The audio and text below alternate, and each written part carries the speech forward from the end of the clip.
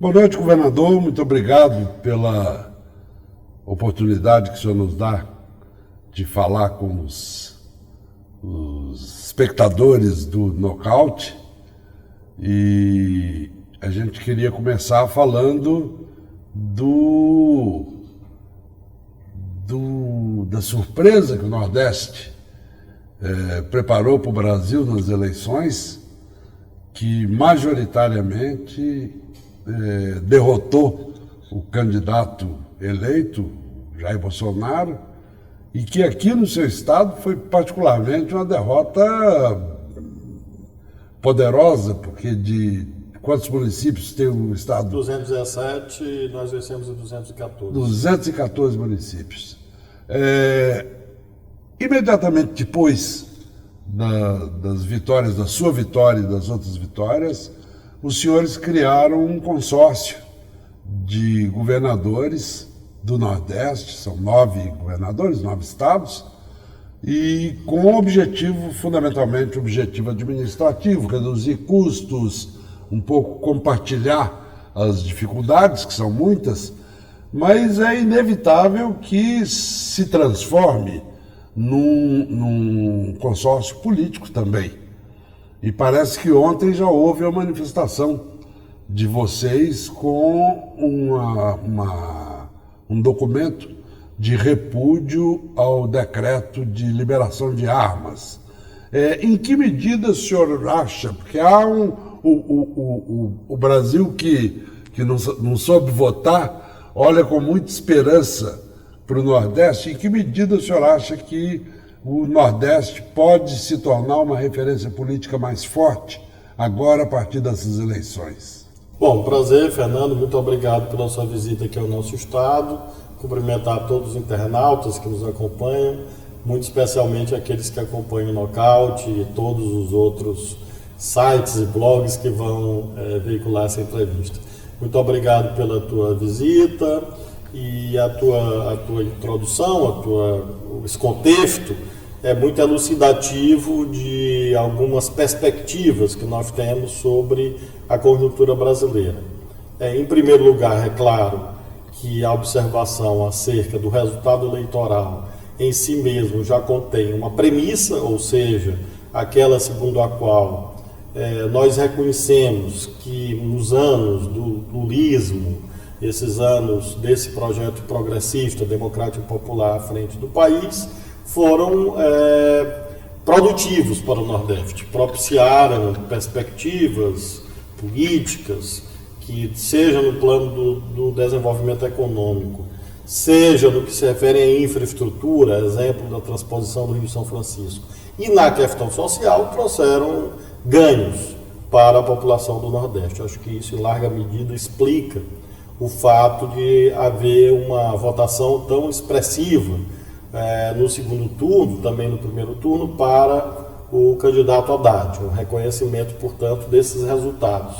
Portanto, diferente do que às vezes na luta política se coloca, de que o povo daqui ou dacolá não sabe votar, eu diria que, no caso do Nordeste, a população demonstrou uma imensa sabedoria, porque distinguiu muito claramente onde estava a proposta política que melhor representaria os seus interesses.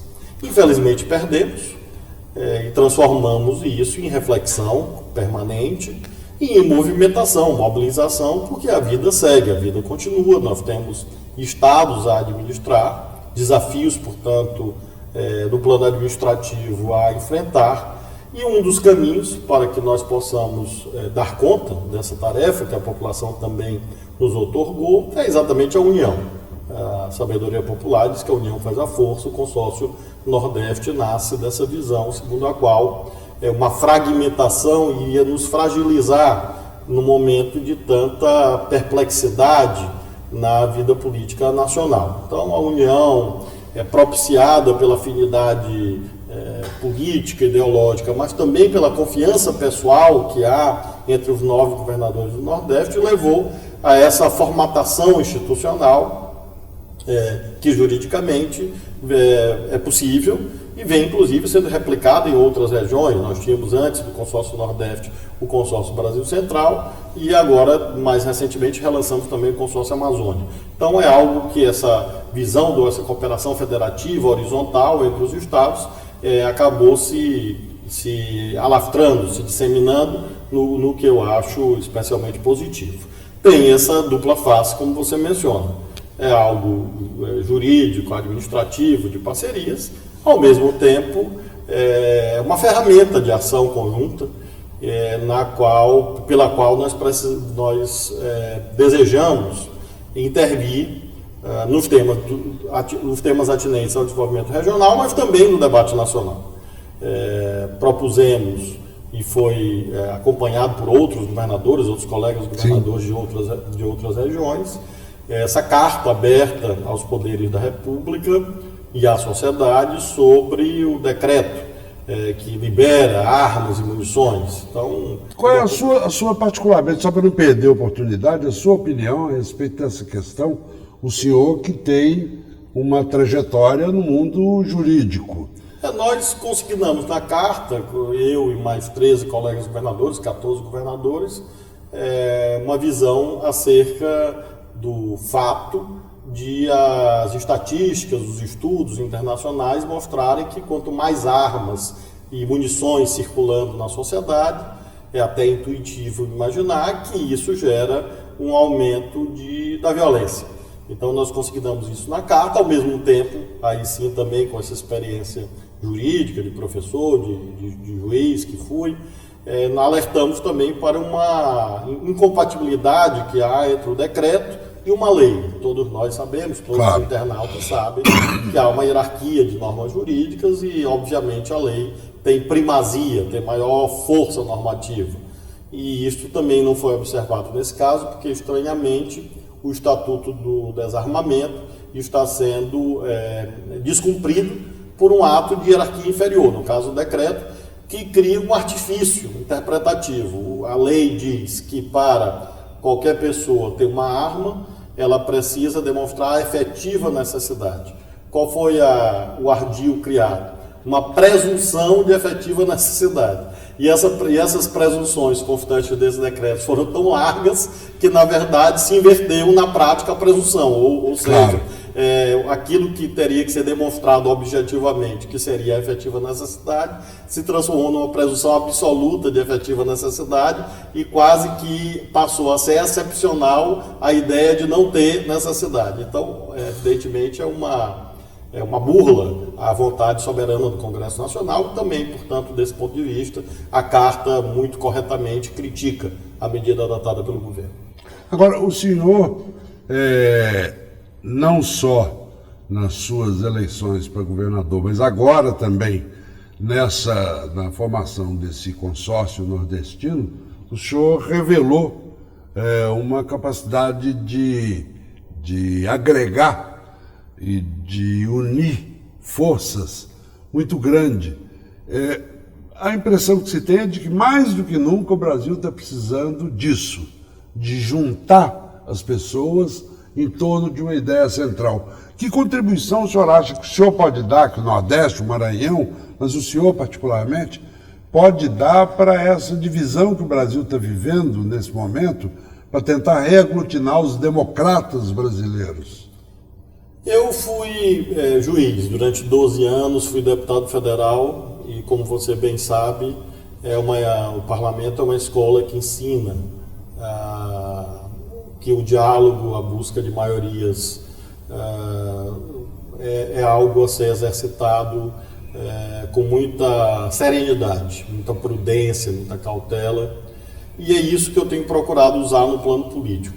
Como juiz, o diálogo que você tem que fazer com as partes o tempo todo, com o contraditório, com a ampla defesa, a busca da conciliação. Como deputado, essa ideia de que você sozinho não consegue nenhum resultado expressivo, você não aprova uma lei sozinho. Claro. Então você tem que construir maiorias e, portanto, você tem que transigir, pactuar, conciliar com visões diferentes.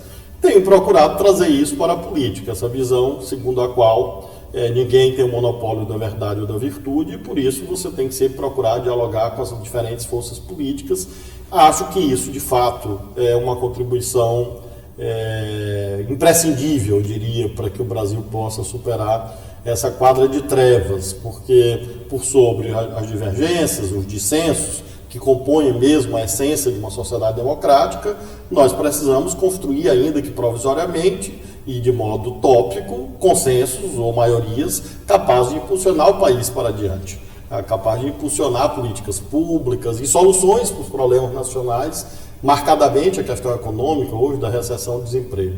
Então, acho que, de um modo geral, aqui entre os governadores, aí eu expando para além do Nordeste, propriamente, acho que na imensa maioria dos governos estaduais há hoje essa predisposição a conversar, a dialogar, a trocar ideias, trocar opiniões, e nesse momento em que a vida nacional vive tantos conflitos, acho que é uma contribuição importante que os governadores podem dar. E sinto, percebo e tenho procurado ajudar a que esse clima seja cada vez melhor, não só no que se refere à pauta federativa, mas progressivamente e criando alguma convergência em torno de premissas. Por exemplo, hoje nós já conseguimos ter uma compreensão de que a reforma da Previdência não é uma solução única, uma panaceia, uma pedra filosofal, santo grau, que miticamente vai salvar o Brasil.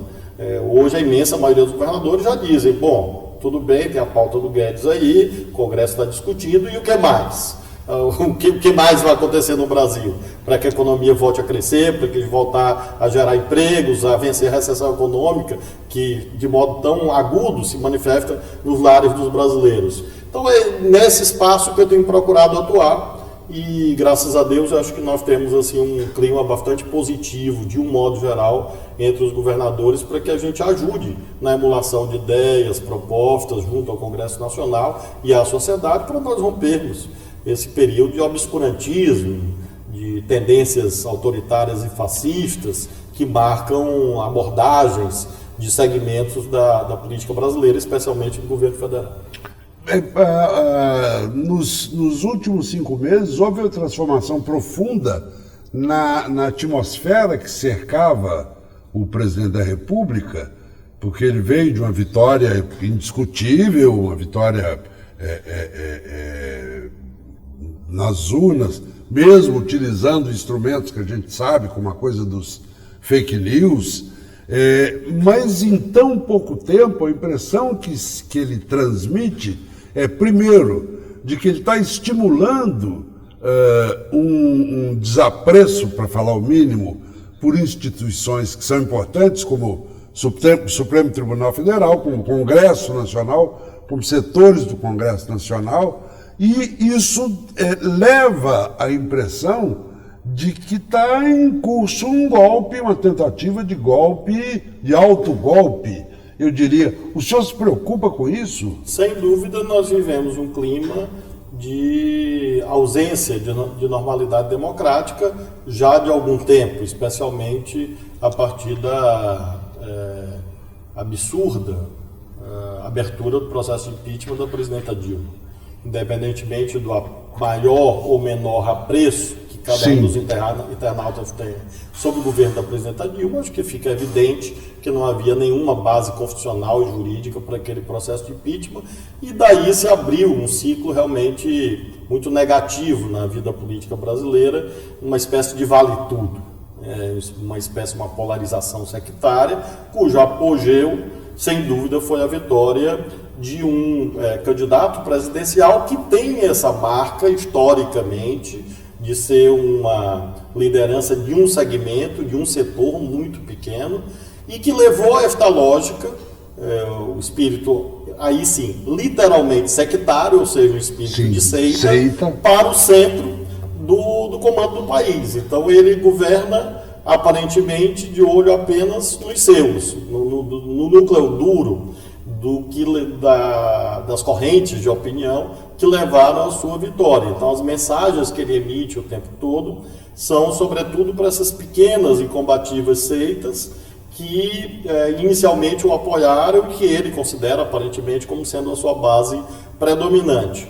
O grande problema é que ele pode até resistir à acentuada queda de popularidade que ele vem atravessando, se apoiando nesses pequenos grupos. Porém, não irá governar, porque é uma estratégia, paradoxalmente, de defensiva. Alguém que acabou de vencer uma eleição presidencial e que não viveu sequer plenamente a chamada lua de mel, porque isso vem desde janeiro, opta desde muito cedo, muito precocemente, nunca antes na história se viu com tanta velocidade alguém optar por uma estratégia tão defensiva, estando no comando do país, ao ponto de se conduzir a esse paradoxo de chamar uma manifestação da sociedade de apoio ao governo por parte de setores minoritários, porque o campo político que o apoiou é muito mais amplo do que aqueles que estão apoiando essa manifestação a favor, não se sabe bem de quê, mas sobretudo dessa visão sectária que ele representa.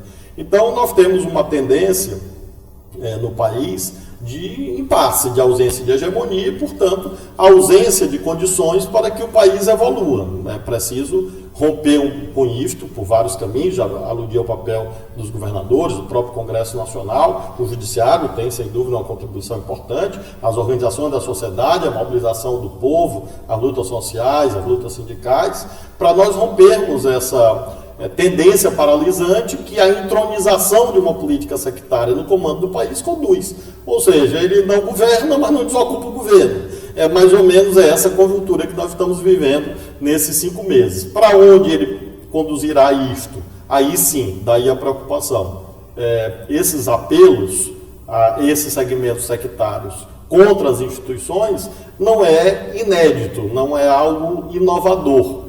Nós conhecemos antecedentes históricos vários. Né?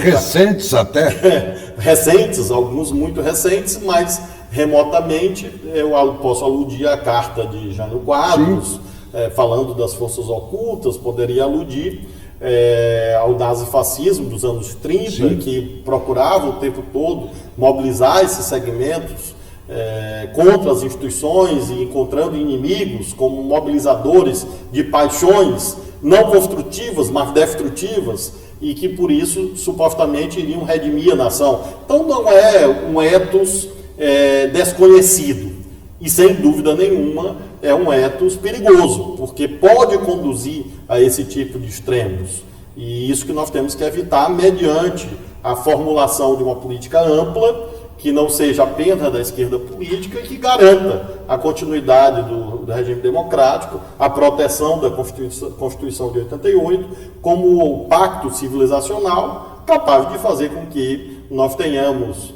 condições de atravessar essas trevas e chegar a um outro processo eleitoral e aí sim ter a capacidade de vencer as eleições e apresentar um projeto diferente.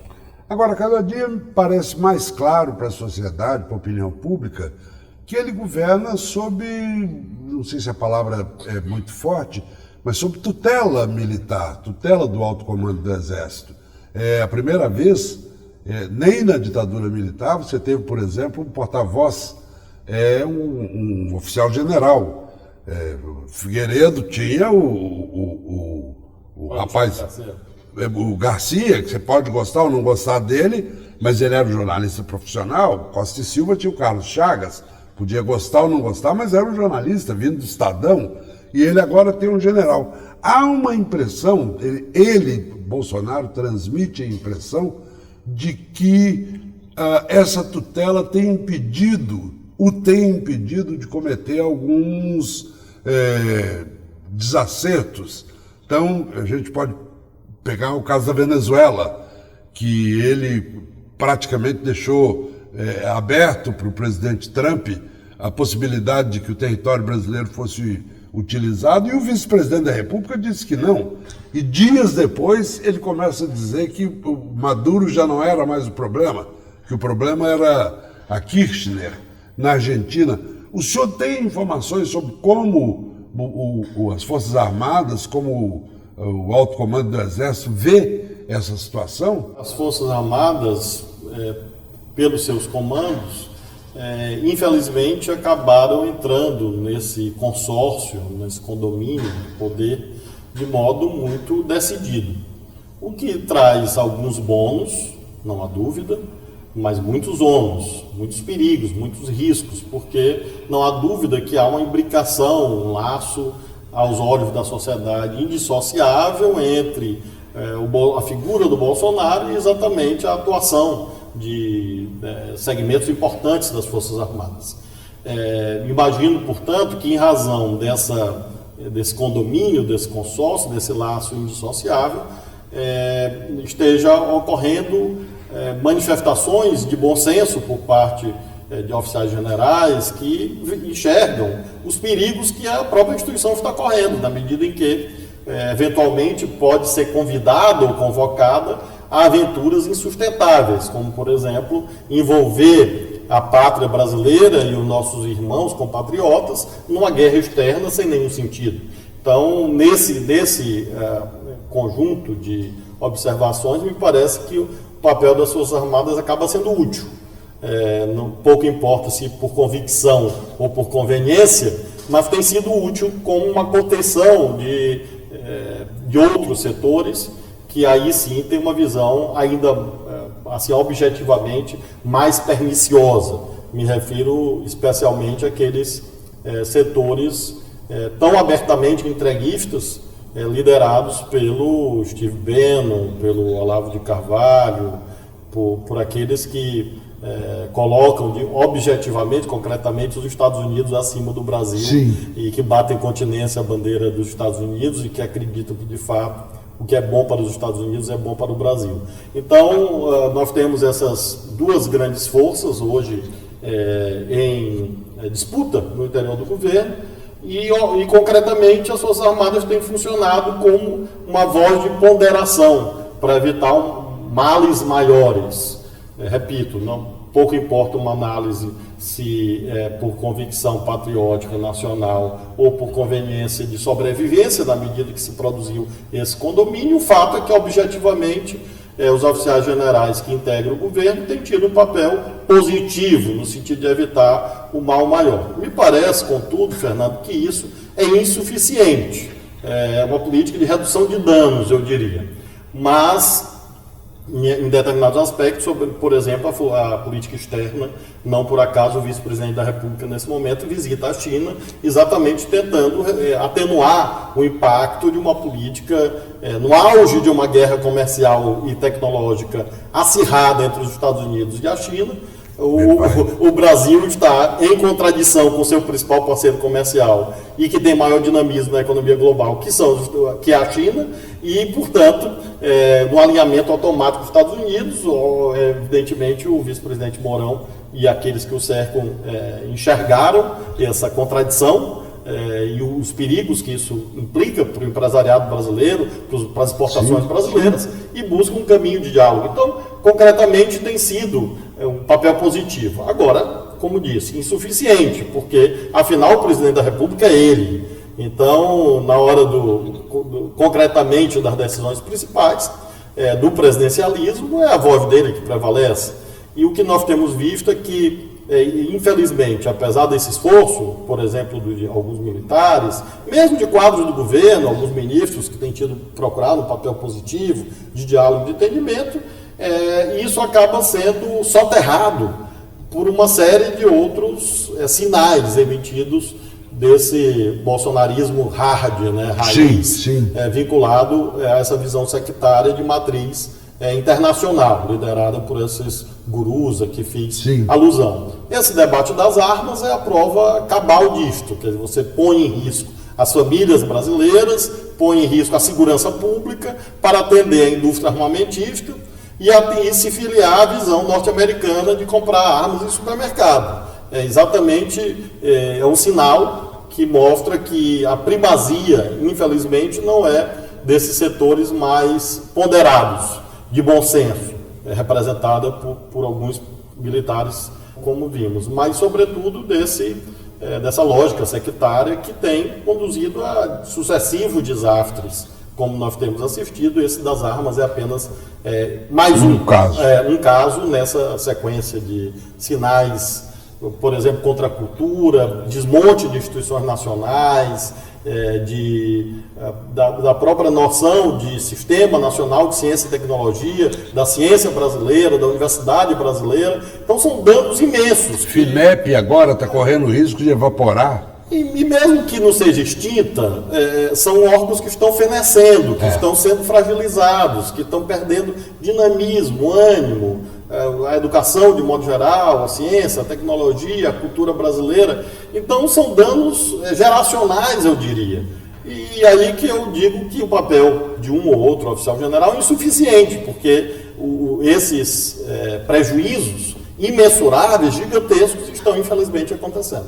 Agora, a nossa geração, ou mais a minha do que a do senhor, quando o senhor nasceu, eu já trabalhava com sensor do meu lado na redação. Imagino que sim, eu nasci em 68. Portanto, no ano negro, no ano do ato 5. Mas ainda assim, por maior que fosse a aversão que tivéssemos às lideranças da ditadura militar, a gente reconhecia, a esquerda brasileira reconhecia nos militares aqui no Brasil um traço positivo, que era a questão do nacionalismo, do respeito à soberania nacional. Será que isso era uma fantasia que a gente criou na nossa cabeça a respeito do Exército, das Forças Armadas? Porque Pressal, Embraer e tantas outras, para falar apenas de 2 casos, sem absolutamente nenhuma visível reação dos militares. O senhor, como é que o senhor entende isso? Acho que essa formação mais nacionalista ou nacional-desenvolvimentista, ainda que à direita, de uma parte do pensamento militar brasileiro, infelizmente ficou para trás. Acho que é realmente algo datado, que havia alguma razão de ser, por exemplo, pela grande hegemonia que o trabalhismo e o próprio conceito de nacional-desenvolvimentismo teve a partir de Getúlio Vargas, passando por Juscelino Kubitschek, chegando até João Goulart. E isso era tão poderoso na minha avaliação histórica, retrospectiva, que acabava influenciando todas as instituições, aí inclusas as Forças Armadas. Bom, de algum modo isso passou, foi superado.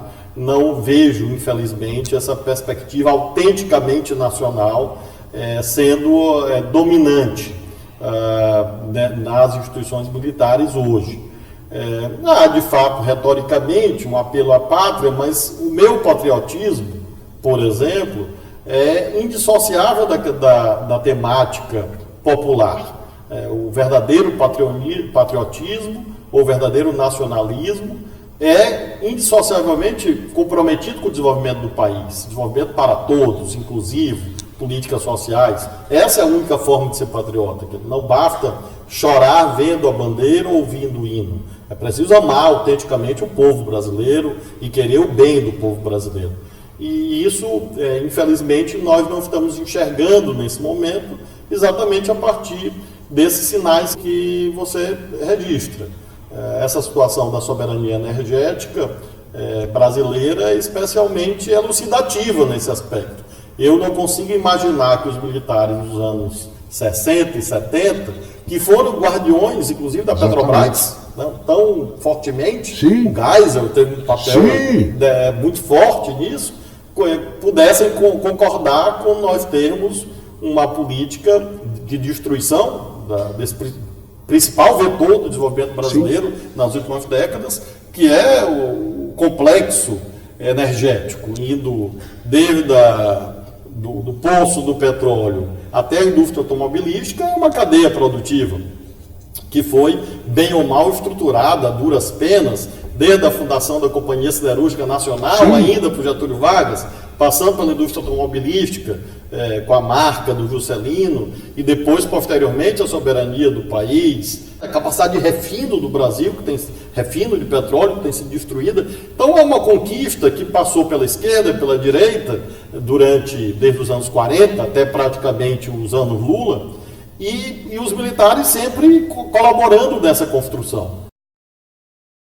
Assisto com idêntica perplexidade à sua, de que não haja uma insurgência de vozes, de lideranças, Sim. com a destruição da soberania energética do Brasil, representada por essa visão selvagemente privatista, de dissolução da Petrobras, de canibalização da Petrobras, de fragmentação dos seus negócios e de venda parcial, total, de alienação dos campos de petróleo e dessa perda de capacidade de refino que conduz a um desastre. Nós temos o crescimento da exportação de petróleo, de óleo bruto, e a ampliação da importação de refino, então, de produtos refinados, ou seja, nós evoluímos, andamos para trás em relação a conquistas que haviam sido, inclusive, fruto do trabalho das Forças Armadas, militares, quando dirigiram o país no regime militar. Então, nesse sentido, como disse, é positivo que haja uma certa reserva de bom senso, forças de contenção no interior do Exército, da Marinha, da Aeronáutica, em relação a roubos mais insensatos do bolsonarismo, mas é insuficiente. Quando nós olhamos concretamente as questões nacionais, nós vamos olhar, não há uma reversão desses prejuízos mais profundos que o Brasil está vivendo. Essa questão da energia, por exemplo, é bem emblemática, eu diria. Agora, feliz ou infelizmente, quis o destino que uma pedra viesse parar no seu sapato, que é a questão da base de Alcântara. Como é que o senhor, como governador do Maranhão, reage a esse processo de cessão para os Estados Unidos da utilização de Alcântara? Eu tenho feito uma ponderação, como sempre, em torno da base a partir de duas premissas. A primeira, a base existe. Portanto, ao constatarmos que ela existe há 4 décadas, temos que dar a ela um destino. Tentamos, ao longo desse período, a utilização comercial da base por várias veredas, desde o desenvolvimento de artefatos próprios, que infelizmente foi objetivamente interrompido quando daquela tragédia de 2003, a explosão do VLS brasileiro, também acordos com outros países, a exemplo da Ucrânia, e todas essas tentativas se frustraram. Então nós temos uma situação concreta, a base existe, mas não tem proveito para o Brasil, nem para o Maranhão, muito menos para a cidade de Alcântara. 80% da tecnologia embarcada em artefatos aeroespaciais é de origem norte-americana, até o presente momento. Foi feito um acordo de salvaguardas tecnológicas que permite a proteção da propriedade intelectual embarcada em foguetes e satélites de vários países, não só dos Estados Unidos. Recebi, por exemplo, o embaixador do Canadá e algumas empresas canadenses que exploram esse mercado aeroespacial utilizam total ou parcialmente tecnologia norte-americana, dos Estados Unidos. Então, eles, por exemplo, só poderão, em algum momento, utilizar a base de Alcântara, as empresas canadenses, por usarem tecnologia americana, se houver a assinatura e a homologação, a confirmação desse acordo de salvaguardas no Congresso Nacional. Então, o acordo em si, ou seja, o conceito de salvaguardas tecnológicas, nesse sentido, nesse contexto, um conceito, um passo adiante, porque viabiliza a exploração comercial da base. A outra ponderação, como disse, duas vertentes, soberania. A outra ponderação que eu faço é atinente às questões concretas concernentes à soberania nacional, ou seja, a base não pode ser alienada, não pode ser cedida, não pode virar um enclave de nenhum outro país do mundo. Ela pode ser, no máximo, digamos assim, entre aspas, emprestada para lançamentos tópicos, como se fosse uma corrida de Fórmula 1 no autódromo de Interlagos. Então, a Ferrari vai lá com o seu automóvel, com o seu veículo, disputa a corrida, depois fecha o seu container e vai embora. A Ferrari não fica administrando o autódromo de Interlagos. Então, mal comparando, é isso que considero que deve ser feito. Ou seja, o acordo pode ser homologado, porém, isso não deve significar nenhum tipo de transferência de administração, de gestão, nem da base, nem do Programa Aeroespacial Brasileiro para outro país, qualquer que seja ele. Nesse sentido, é claro que, inclusive, as receitas derivadas da eventual exploração comercial de Alcântara podem e devem ser aplicadas em favor do desenvolvimento da nossa própria tecnologia, que acho que é o objetivo que nós sempre devemos almejar. E, finalmente, tenho sublinhado as salvaguardas sociais. Nós temos um passivo social, o governo brasileiro, desde o regime militar, mas passando por todos os governos que se sucederam à implantação da base no início dos anos 80, com as populações tradicionais, quilombolas, famílias que foram removidas dos territórios hoje ocupados pela base e que não foram sequer indenizados, em muitos casos, processos que até hoje se arrastam na justiça, além da falta de benefícios sociais para as comunidades, especialmente para o município de Alcântara. Então é outra ponderação que eu tenho feito. Muito bem, vamos tratar de exploração comercial sem perda de soberania, mas, ao mesmo tempo, temos que enfrentar a questão social concomitantemente para que as populações não fiquem apenas vendo a fumaça do foguete. É preciso que haja a participação das comunidades no proveito dessa eventual exploração comercial.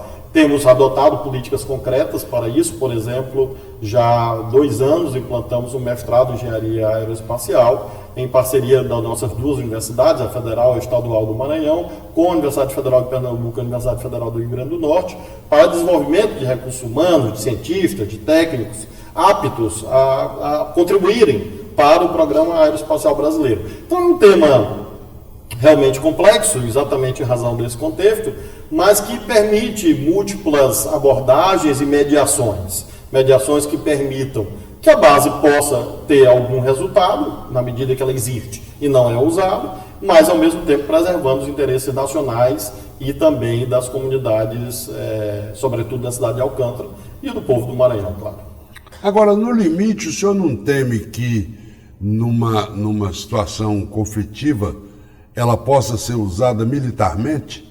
Porque tecnicamente, teoricamente, não tecnicamente, é uma base para lançamento de foguetes com satélites, que leva satélite. Agora, um foguete que leva um satélite pode levar uma ogiva nuclear. Claro, o artefato é o mesmo. No limite, é claro que poderia acontecer. Não me parece algo provável. Até porque hoje a tecnologia militar mudou muito. Hoje as guerras à distância, na verdade, os conceitos militares tradicionais até perderam validade. Eu te diria até que o próprio conceito de guerra de ocupação perdeu grande parte da sua utilidade. Veja que, marcadamente, no caso latino-americano, houve o desmonte de vários projetos nacionais de desenvolvimento por utilização de outras estratégias, por exemplo, a estratégia judicial, Sim. a estratégia da guerra cultural, a Sim. tal da guerra híbrida, que acabou resultando desde a cassação de Fernando Lugo no Paraguai, a perseguição a Cristina Kirchner na Argentina, as próprias Honduras, impostas a vários países, no caso brasileiro também, não há nenhuma dúvida que o Departamento de Estado e o Departamento de Justiça dos Estados Unidos operaram e operam muito fortemente na influência a instituições situadas no Brasil, especialmente no sistema de justiça, que acabaram conduzindo a determinadas decisões que foram politicamente influenciadas ou manipuladas para o alcance desse objetivo, dessa estratégia de guerra híbrida, de desmonte de uma perspectiva nacional desenvolvimentista e popular que hegemonizava, num certo momento, a cena política na América Latina. Então, eu particularmente não acredito que haveria uma guerra de ocupação em alguma conjuntura próxima, visível, de modo que, nesse aspecto, não imagino que a base de Alcântara possa ter essa utilização. Militar. Se houvesse, nós estaríamos aqui na estratégia de resistência muito fortemente. Nós estamos aqui a poucos quilômetros da base de Alcântara, mas realmente não acredito nesse risco nas próximas décadas, até por ser inútil, porque o imperialismo norte-americano tem obtido êxitos sem precisar recorrer à força dos tanques ou à sua força naval, por exemplo. A vitória do Fernando Haddad aqui no Maranhão e nos demais estados do Nordeste, se foi inicialmente celebrada por todos os democratas brasileiros, logo depois passou a ser um susto, porque uma das primeiras declarações de Bolsonaro foi o seguinte: os governadores do Nordeste não precisam vir falar comigo, eles têm que ir a Curitiba falar com o chefe deles. Para um estado como o Maranhão, particularmente, que é um estado que depois do mandarinato de meio século quebrado aí por um hiato do Jackson Lago, que o senhor conseguiu cortar pela raiz, isso não pode agravar, não pode dificultar ainda mais a sua capacidade de administração? Nós temos, Fernando, tido muitos problemas desde que eu assumi o governo, em razão da brutal recessão nacional, perda de produto interno bruto no país, claro que no Maranhão também, aniquilamento de políticas fundamentais para a geração de emprego, a exemplo do Minha Casa Minha Vida, do PAA, do Programa de Aquisição de Alimentos. Então, de fato, a questão nacional incide muito fortemente sobre qualquer perspectiva de retomada do desenvolvimento do Maranhão. E, portanto, nesse aspecto, eu tenho tido um ambiente, eu te diria, crescentemente hostil, porque Sim. eu vivi o período da presidenta Dilma já muito questionado, porque quando assumi já foi em 2015, já no segundo mandato dela, o primeiro nosso, e ela praticamente não conseguiu governar, já num ambiente de aguda recessão econômica, de crise política. Depois veio o Temer e agora do Bolsonaro. Então, eu ainda já está com a casca grossa? Eu sou católico apostólico romano, então eu tenho muita fé em Deus e quem tem fé, diz o Papa Francisco, nunca se entristece. Então eu, de fato, ele tem inclusive uma carta pastoral que ele se refere a isso. O cristão tem que ser alegre, obrigatoriamente. Então, tenho enfrentado essas intempéries com sorriso nos lábios, dentro do que é possível, porém reconhecendo que elas existem. Nesse caso, é evidente que estar em dissonância com o poder central causa dificuldades. Eu não posso, a essas alturas, desses 5 meses, dizer que o Maranhão tem sido perseguido. Sim. Não posso dizer isso, porque, de um modo geral, nada aconteceu de bom em canto nenhum. Dizer, o Estado A ou B recebeu algum investimento... Algo que não tenha sido... Não tinha sido geral. Quer dizer, eu não posso afirmar isso. Seria irresponsável da minha parte se eu fizesse, e não faço. Até o momento, se alguém me perguntar, o Maranhão tem sido perseguido pelo governo Bolsonaro, eu diria não. Porque nenhum outro estado obteve qualquer tipo de benefício de investimento, dada essa paralisação nem nacional. obteve, nem deixou de obter. Não houve, exatamente. Não houve nenhuma evolução na chamada agenda federativa. Houve recentemente, nos últimos dias, uma novidade que foi por iniciativa do general Santos Cruz, aí novamente aquele papel de bom senso de alguns oficiais generais. Houve uma reunião dos 9 governadores do Nordeste com o presidente Bolsonaro. O general Santos Cruz me ligou os demais governadores e disse, olha, nós queremos o presidente, a equipe quer ouvir os 9 governadores do Nordeste. Eu disse, muito bem, vamos lá. Fomos os 9, nos sentamos lá, primeiro com o general Santos Cruz, depois com o próprio presidente. E como foi? Bolsonaro. Foi um bom diálogo, assim, ele, estava o ministro Paulo Guedes, o ministro de Minas e Energia, vários ministros, uns 6 ou 7, nós expusemos um conjunto de visões sobre o desenvolvimento brasileiro, sobre retomada de investimentos públicos, sobre a abertura de operações de crédito para ativação de negócios privados. Eles ouviram com muita atenção e ficamos nisto. Mais recentemente houve uma iniciativa da Sudene, também valiosa, importante, de ouvir novamente os governadores. Houve o convite para uma nova reunião, desta vez na Sudene, nesta semana, com o presidente e alguns ministros. Nós vamos novamente, levando sempre a nossa pauta. Qual é a nossa questão? Eu, Fernando, quando converso com um outro colega, eu digo, ninguém imagina que o Tancredo Neves, governador de Minas, Brizola, governador do Rio, Franco Montoro, governador de São Paulo, iriam se reunir com o presidente Figueiredo e abrir mão da campanha das diretas e da luta democrática em troca de um outro projeto, de um outro dinheiro ou financiamento. Ninguém consegue imaginar isso. Eu digo, bom, não é o nosso caso também. Ninguém vai abrir mão da sua visão, do princípio da sua visão de país, por conta de eventuais... transferência de recursos. Nada desse tipo. Então há muita serenidade em relação a isto. E, portanto, muita segurança de que é nosso papel institucional, nós fomos eleitos, assim como o presidente da República foi, para esse diálogo entre entes da federação, que são autônomos, segundo a Constituição, e vamos com uma visão, sempre com uma visão política, a visão do desenvolvimento, a visão da superação da recessão, geração de oportunidades para a população, não só do Nordeste, como do país. É essa agenda que nós temos apresentado, que às vezes, é importante dizer isso, tem sido, daqui da colar, transformada numa agenda de pires na mão ou numa agenda de me dar um dinheiro aí. Não é isso.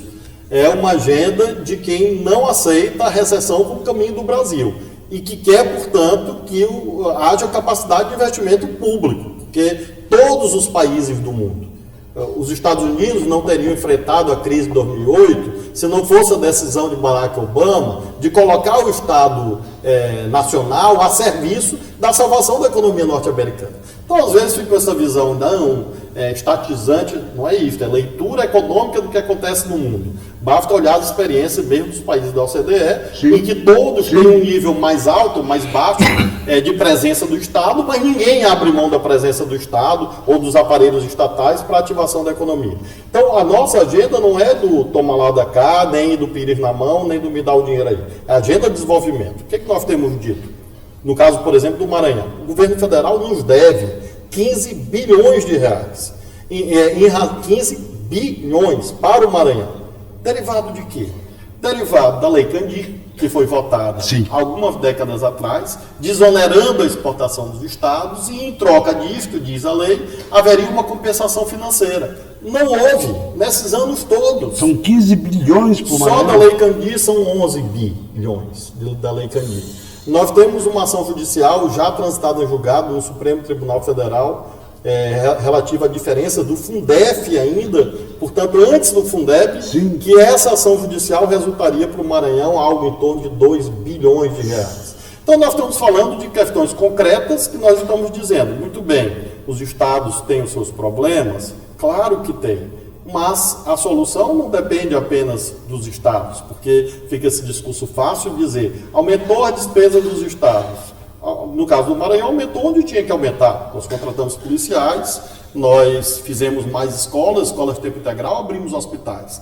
Quem é que discorda disso? Claro que nós ampliamos despesa. Agora, nós queremos as condições de sustentação disso e continuidade desse ciclo de investimentos públicos com base naquilo que nos devem. Essa é a agenda que nós estamos apresentando, especialmente no caso do Nordeste. E eu nem tenho pretensão de receber essa dívida toda. Se eles começassem a pagar essa dívida, é o que nós temos dito, por vários caminhos, já seria útil para o Maranhão, seria útil para o Brasil, seria útil para o Nordeste, seria útil para o Brasil. Porque o que as pessoas que estão nos assistindo agora estão pensando? É no filho desempregado, é na perda do plano de saúde, é no menino, na menina que deixou de ter o ProUni e deixou de ter o FIES, que é isso que as pessoas estão vivendo, completamente nos lares brasileiros. Claro. E essa é a agenda que os governadores do Nordeste, e todos, eu diria, a sua imensa maioria, quase todos, temos levado ao presidente da República. Portanto, não é um favor dialogar conosco, é uma obrigação dialogar conosco, e nós estamos apresentando uma agenda boa. Por isso eu espero que, além da gentileza de nos receber, haja de fato gestos concretos para implementar uma agenda boa para o país. Bom, eu queria que o senhor fizesse por gentileza, uma avaliação pontual de algumas questões do governo Bolsonaro até agora, que eu começaria com uma questão que diz respeito muito especificamente ao Maranhão, que é a questão do meio ambiente, já que vocês têm o privilégio de ter a maior diversidade de ecossistema do país. E o ministro de Meio Ambiente que foi colocado aí é conhecido como inimigo da natureza, da proteção da natureza. O senhor tem preocupação com relação a isso? Nós temos uma agenda, inclusive, de compromissos internacionais que tem sido, lamentavelmente, abandonada. Essa temática das mudanças climáticas não é uma temática de esquerda, não é uma temática socialista. Até porque países socialistas, a exemplo da China, vivem os seus próprios problemas ambientais. É uma temática de sobrevivência do planeta. Então, quando nós olhamos essa agenda internacional, quando nós olhamos o desmonte de se órgãos e entidades públicas, o desmonte do próprio pensamento acadêmico das universidades, o resultante disto não é bom. O resultante disto é que nós podemos, no caso brasileiro, ter retrocessos em relação, inclusive, a governos que não eram sequer da esquerda. Recentemente houve uma reunião de ex-ministros do meio ambiente, de vários governos, tem impressão até que governos militares, pode ser que tenha, do Fernando Henrique, do Sarney para cá, do Collor, o filho do Sarney estava, sim, do Fernando Henrique, do Lula, da Dilma, enfim, todos manifestando que há um retrocesso numa agenda que foi construída, veja você, desde da Lei 6938, que é de 1981, portanto, ainda nos estertores do regime militar, que é a Lei da Política Nacional de Meio Ambiente. Então, nós temos marcos legais e compromissos internacionais que devem ser cumpridos, e lamento que, em razão da pressão de um ou outro segmento social, nós estejamos objetivamente andando para trás na temática ambiental. Educação. Sem dúvida, o território em que o governo vai pior, porque não conseguimos sequer estabilizar uma equipe. Órgãos importantes como o INEP já vão lá para o seu sexto ou sétimo presidente. Não há uma política educacional no país de nenhum tipo, a não ser de destruição. Então, realmente, se fosse possível avaliar o que já é ruim, que é o conjunto da obra, sem dúvida, em relação à educação, é o ponto pior dessa obra que já é ruim. Economia. Samba de uma nota só, em torno de uma ideia falsa de que a reforma da Previdência vai... Virou um fetiche. Quase. Sozinha vai salvar o país.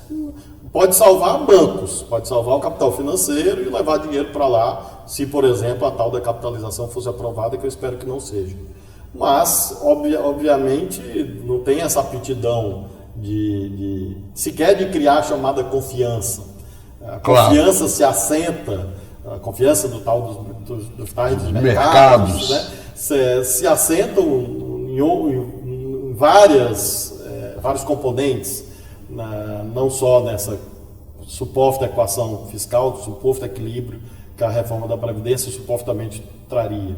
Então, eu diria que uma economia é uma gestão econômica insuficiente e, portanto, equivocada, porque outros pontos que são determinantes para o desenvolvimento brasileiro de destravamento da economia não têm sido enfrentados. Por exemplo, a própria reforma tributária. Sim. Nós temos um sistema tributário que cobra mal impostos, que tem, por exemplo, atipicidades, a exemplo da isenção de impostos sobre lucros e dividendos, renda do capital. Se houvesse a volta da legislação vigente antes de 1995, nós teríamos, e veja, não é aumentar imposto, é só voltar à lei que vigorava até 1994.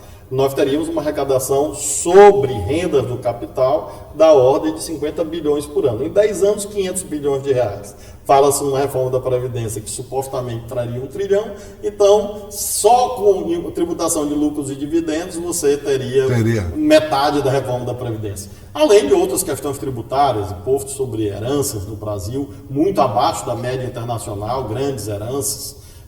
Não há nenhum país da OCDE, países de capitalismo avançado, que cobre 4, 5% de imposto de herança para grandes heranças. Faço questão de mencionar isso, porque às vezes a classe média ouvindo acha que nós estamos falando de ricos de verdade, de milionários, pessoas que têm patrimônios acima de 5, 8, 10 milhões de reais, portanto que deixam grandes heranças e que nos Estados Unidos, na Inglaterra, nos países europeus, de um modo geral, teria uma tributação mais equânime do ponto de vista intergeracional. Então há questões para o desenvolvimento brasileiro, mesmo no plano das chamadas reformas, que mereceriam uma atenção da equipe econômica e até aqui não tem tido. Então, uma gestão insuficiente nesse sentido. Basta ver os indicadores de desemprego. Nós estamos chegando em São Paulo a 17% de emprego formal, mais a informalidade. Veja que é uma gestão econômica que não trata disso. Eu nunca ouvi a palavra emprego ser pronunciada nesses 5 meses de governo. Relações exteriores. Outro ponto realmente muito crítico, eu diria até inusitado, porque nós temos manifestações que incompatíveis com a longa tradição da Casa de Rio Branco, né? Não à toa, uma das principais instituições do país que tem sido demonstrada por essas visões simplórias, toscas, acerca do papel do Brasil no mundo. Então, transformar o Brasil num apêndice do trumpismo e do Steve Bannon é realmente algo que o Barão do Rio Branco seguramente não aprova, e que a imensa maioria dos excelentes quadros do Itamaraty certamente estão constrangidos a essas alturas com esse retrocesso que não se via dentro dos governos militares, ao contrário. Ao contrário. Ítalo Zappa, Saraiva Guerreiro, e outros tantos. Azeredo da Silveira, tantos. O próprio Celso Albuquerque, que participou disso. O Brasil foi o primeiro país a reconhecer o governo de Angola antes da União Soviética e antes de Cuba. Porque havia uma política que era governo Geisel. Multilateralista, né, que Azeredo da Silveira, Saraiva Guerreiro, Ítalo Zappa e outros tantos conceberam, assentados, né, sobre uma tradição secular. E tudo isso está se perdendo. O Brasil perdendo credibilidade e perdendo até respeitabilidade. O constrangimento diplomático que o presidente da República sofreu recentemente em Nova York não é pequeno, claro, único na história brasileira, o que revela deficiências, inclusive, da política externa, porque permitir que o presidente da República, que é um símbolo nacional, seja de tal modo desprezado é demonstração também de deficiência da chancelaria. Então, realmente é um ponto que fica ali junto, empate técnico com o Ministério da Educação. Finalmente, saúde, e aí eu pediria uma opinião do senhor sobre a questão do Mais Médicos, particularmente no Maranhão, o prejuízo que pode estar tendo o fim do programa Mais Médicos.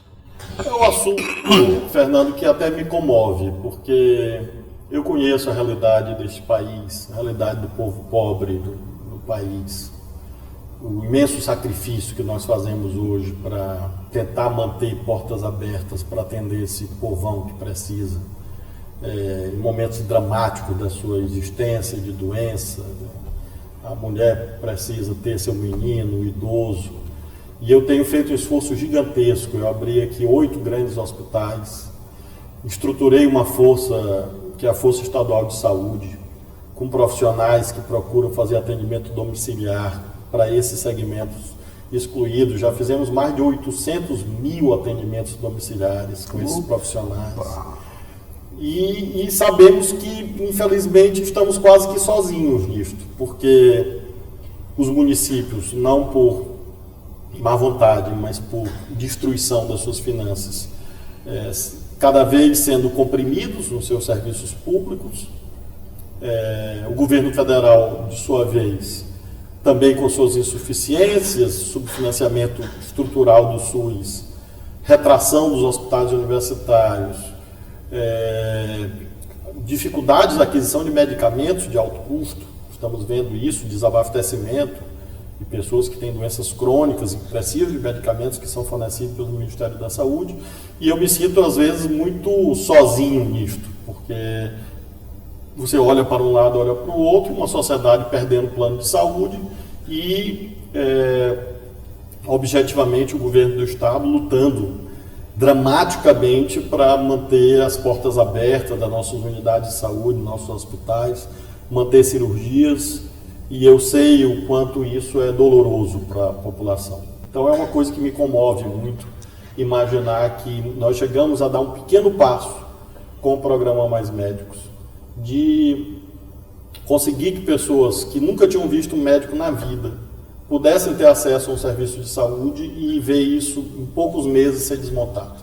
Então é realmente algo que deve doer na alma de todos os brasileiros. É um dos pontos assim que mais me motiva de um lado, mas por outro lado me desafia, porque custos gigantescos de uma política pública de saúde que depende em larga medida, inclusive, da variação do dólar, porque insumos médicos, material médico, de modo geral, eu durmo e acordo, o preço se altera. Então, cada vez nós gastamos mais dinheiro na saúde. Eu invisto aqui por mês algo em torno de 130 milhões de reais e recebo do SUS 25 milhões. Então, todos os meses eu tenho que me virar para conseguir 105, 110 milhões de reais por mês para manter uma rede de saúde estadual que consiga dar conta dos vazios assistenciais derivados desses problemas todos que nós falamos. Por tudo isso, certamente, a última coisa que eu faria seria permitir a desativação do programa Mais Médicos. Eu acho realmente que, do ponto de vista assim, do povão, do povo mais simples, humilde, sofrido, foi o principal retrocesso que nós vivemos nesses 5 meses. E, de fato, tem feito muita falta, porque ainda que haja o suprimento parcial dessas vagas com médicos brasileiros, mas não chega assim, nem próximo daquilo que efetivamente era feito por intermédio do programa Mais Médicos. Nós chegamos a colocar isso, os governadores do Nordeste, chegamos a colocar isso em várias cartas, vários documentos, quanto à retomada do Mais Médicos. Infelizmente, por puro preconceito ideológico, com médicos cubanos, se sacrificou os interesses do povo. Sim. E o povo, a população, sequer sabe que o médico é cubano, norueguês, ou de qual nacionalidade, e também não é uma questão que a população coloca como relevante, e qualquer pessoa de bom senso sabe que um paciente não vai ficar conversando com um médico, nem um médico com um paciente sobre Fidel Castro, sobre Che Guevara, sobre Camilo Cienfuegos. É algo muito tosco e irresponsável essa ideologização que foi feita de um programa tão bom como o programa Mais Médicos. Governador, para encerrar, o senhor é o primeiro governador comunista da história do Brasil. O senhor tem planos de ser o primeiro presidente comunista da nossa história? Eu acho, Fernando, que hoje no Brasil é preciso ter muita serenidade, muita calma, porque as coisas são muito instáveis, muito provisórias e muito indefinidas. O que eu tenho procurado fazer, concretamente, é ajudar o meu campo político, o nosso campo político, a esquerda brasileira. Se fosse possível falar em termos de sonho, assim, sonho de juventude, estar hoje governando o Maranhão já preenche a minha cota de sonhos, digamos, políticos. Conseguimos vencer a eleição 2 vezes no primeiro turno. Quebrando o mandarinato de meio século. Vencendo o político mais exitoso no sentido profissional da palavra da vida brasileira. Exatamente. Foi quem acumulou mais mandatos. Exatamente. Em todos os planos. Nós estamos, Fernando, em 2019, pela primeira vez desde 1955, sem o sobrenome Sarney no Congresso Nacional. Porque desde o momento que ele próprio foi deputado e depois senador, e depois os filhos, ambos os filhos, enfim, pela primeira vez desde 1955, desde o governo Juscelino Kubitschek. Então, claro que eu tenho gratidão ao povo, gratidão a Deus e a todas as pessoas que me ajudaram a cumprir isso.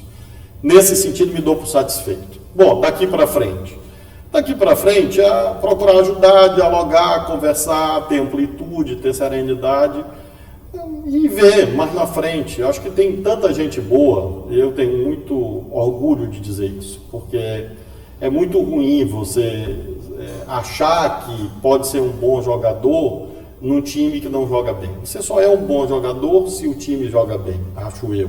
Acho que a política, usando as metáforas futebolísticas que o nosso querido presidente Lula tanto gosta, é como um time de futebol.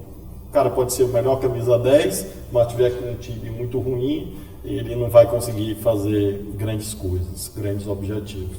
Então eu tenho muito orgulho do time que eu integro. É o time do Brasil, o time das pessoas que lutam por justiça social, é o time das pessoas que têm o pé no chão bem fincado, mas ao mesmo tempo tem a cabeça no sonho, na utopia, na esperança. Então é esse time que eu integro. Então eu estou muito feliz de jogar nele, de ajudar, de poder fazer carta, de fazer manifesto, de poder dar essa entrevista para ti, de poder conversar com as pessoas, de poder falar um pouco sobre o Brasil. Isso já me atende. Eu não tenho essa obstinação de dizer, não, tem que ser candidato um dia, presidente da República. Posso ser, posso não ser, e vou ser feliz do mesmo jeito. Se você olhar a vida brasileira, nos últimos anos, você pensar, bom, os grandes políticos do país nos últimos anos, Lula foi presidente da República, Fernando Henrique foi presidente da República, Mário Covas não foi um grande político brasileiro, alguém tem dúvida disso? Não foi presidente da República, Ulisses Guimarães não foi, Tancredo Neves foi, mas não foi, Montoro não chegou a ser candidato, Brizola, monumental Leonel Brizola, um monumento da vida política brasileira em todos os sentidos, um irresignado, um grande orador de massas, um administrador bem-sucedido, né, um modelo em muitos sentidos, não foi presidente da República. Então, ícones assim da minha vida, da minha juventude, não foram presidentes da República. Então, se eles, que são muito maiores do que eu, não foram, eu também posso não ser. Então, realmente, eu não tenho nenhum tipo de devaneio em relação a isso. Eu tenho muito, nesse sentido, apesar de ser também cristão, mas nesse sentido eu sou muito fincado naquilo que o Lênin chamava da análise concreta da situação concreta. Qualquer projeto desse tipo depende de uma análise concreta, de uma situação concreta, que não é a situação de hoje, e sim a situação de amanhã. Enquanto isso, vamos tocar a vida e governar o Maranhão, que realmente aí sim é um desafio que está impregnado no meu cotidiano, porque é cuidar da situação fiscal, cuidar das políticas sociais, proteger os interesses dos mais pobres, que às vezes, se você não tiver muita determinação, quando você olhar, escapa, porque tem outras pressões, outros interesses, então você tem que estar muito firme naquilo que você quer. Para hoje, por exemplo, nesse dia que nós estamos fazendo a entrevista, temos inaugurado 2 escolas, e ter visto meninos e meninas que nunca tinham entrado numa escola de alvenaria, de telhado na vida, porque estudavam com barro, com palha, no interior do município, no interior do Maranhão, e que hoje estão lá. Eu vi as fotos, não podia ir à inauguração, mas vi as fotos, vi um depoimento de uma mãe feliz, porque finalmente os filhos tinham tido a sua cidadania reconhecida, e ela própria tido a cidadania reconhecida, e se emocionar com isso, né? Realmente valorizar isso como uma grande conquista. Hoje eu durmo feliz, inauguramos 2 escolas, isso é o mais importante. A eleição que vem para frente é consequência daquilo que é o mais importante, que é mudar a vida das pessoas. Tá bom, governador. Muito obrigado. Um grande prazer. Um prazer enorme ter falado com o senhor.